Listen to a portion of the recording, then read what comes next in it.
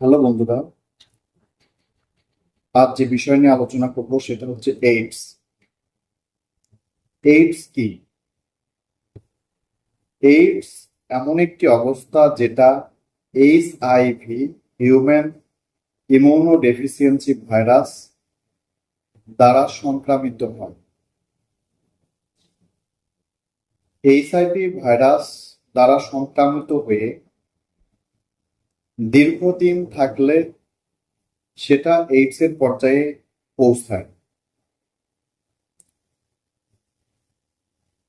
AIDS কেন হয়? অসুরক্ষিত যৌন সম্পর্ক, যৌন মিলনের সময় কন্ডোম ব্যবহার না করা, একই সুচ বা সিরিঞ্জ বারবার ব্যবহার করা, গর্ভকালীন সময়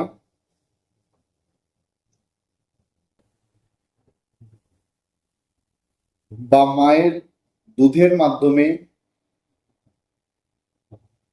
শিশুর শরীরে ভাইরাস সংক্রামিত হতে পারে। অস্ত্রোপচারের সময় বা টাটু করার সময় ধারালো অস্ত্র যদি প্রপার জীবাণুমুক্ত না হয় তাহলে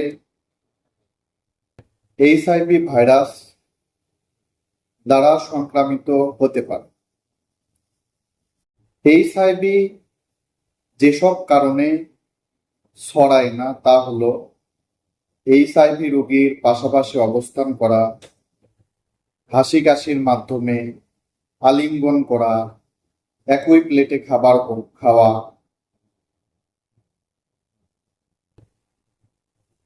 এসব কারণে এইচআইভি সংক্রামিত কখনোই হয় না। এইচআইভি বা এইডস হয়েছে কিনা বুঝবেন কিভাবে? দীর্ঘদিন জ্বর থাকা, ওজন কমে যাওয়া, অতিরিক্ত ক্লান্তি, বারবার সংক্রামিত হওয়া, রাতের বেলা শরীর ঘেমে যাওয়া। এইডস এর চিকিৎসা